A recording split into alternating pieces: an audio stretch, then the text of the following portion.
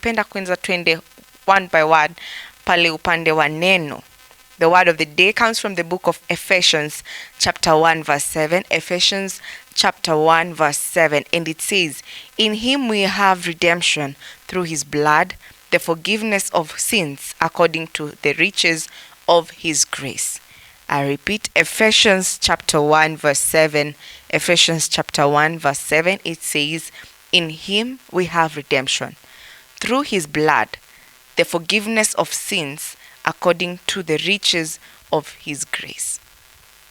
A wonderful word, a straight to the point word. So leo tunasema we are redeemed through his blood. Because without him going to the cross, bila sisi kumpeleka kwenye msalaba, juni sisi tulimpeleka btw, we doubted him, tukamuuliza wewe unajiita Mungu. How do you call yourself the King of Kings since we have a king? Tulimwambia maneno mingi sana, tukampeleka kwenye msalaba. He died because of us, because of our sins that we make to achieve them every day. Actually we sin like every day and we don't sin si ile tu kuibia mtu. I'm so sure you know, when we talk about sins, we talk about sinning through thinking, through watching, touching, walking, the conversations that we have, conversations zenye umekuwa nao the whole day. I'm so sure kuna mali umeslide, a slip of the tongue, and because of his grace, we are redeemed every day. Because of the blood that he shed on the cross, we get to be redeemed every day. And through the blood of God, the blood of his son Jesus Christ at the cross, and through his grace, which he says it's sufficient and everlasting, his grace and blood due to satisfy for us to make us whole once again. Notapata mtu ameiba. By the way, do you know tukienda binguni, because we believe we'll go there, but kwa njia ya imani tutafika, do you know we'll get even shocked. Unaweza pata mtu alikuibianga simu tao, maybe ulimaksura but hujaimuona tena. Upate hiyo siku ukiwa binguni unamuona akiingia na kuwa ushered in. You wonder, kwa like, God sio msali ni bia simu, anafanya nini huku? Na kuna sin ndogo ama kubwa. But it's funny, God's grace is very sufficient. He gets to forgive all types of sins. Kutukanana na kuiba, it's the same thing kwa God. Hakuna dhambi kubwa na ndogo.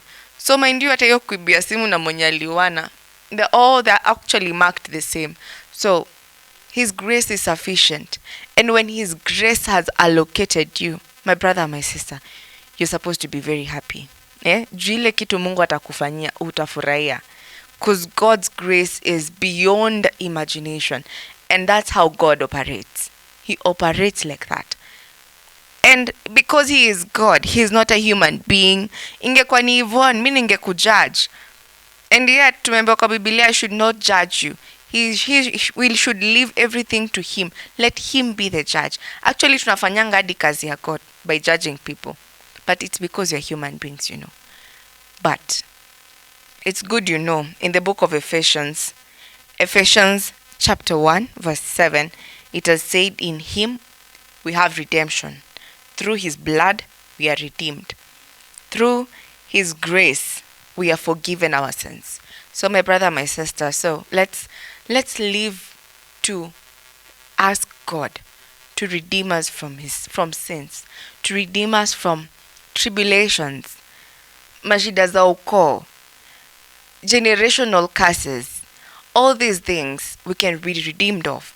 Through his blood, we can get to be purified. We can get to be whole. Si lazima ati juu unatoka kwa generation X, lazima upitie formula Y, ama lazima upitie barabara XY. It's not a must. It doesn't mean because your parents have gone through a certain, maybe kama zile ugonjwa kama arthritis, pressure, sugar, hizi vitu, kuwa na shida ya sukari, hizo mgonjwa, we all know them. Most of them zinakuanga referred as ni kitu inherited. But let me tell you, my brother, my sister, all these things, it's not a must you go through them. Sio lazima. But when you leave it to God, ask God to purify you. You'll be whole once more. you be happy, you live a new life, a different life. Hata watu wako hiyo watakuwa nakuuliza Yvonne ulipitia wapi hapa? Because lazima kila mtu apitie ile barabara fulani. Wewe mbona ukupitia hiyo? But it's because they are not God, and God is not like them.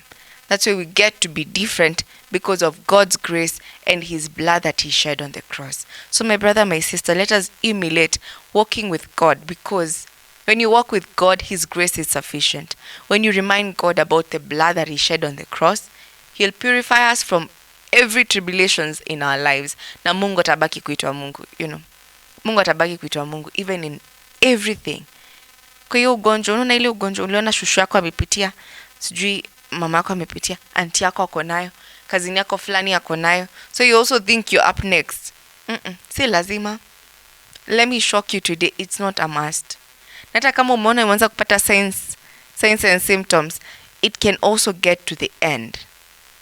Inaweza fika mwisho hapo, because God died on the cross, and because we're his children, we're not supposed even to suffer.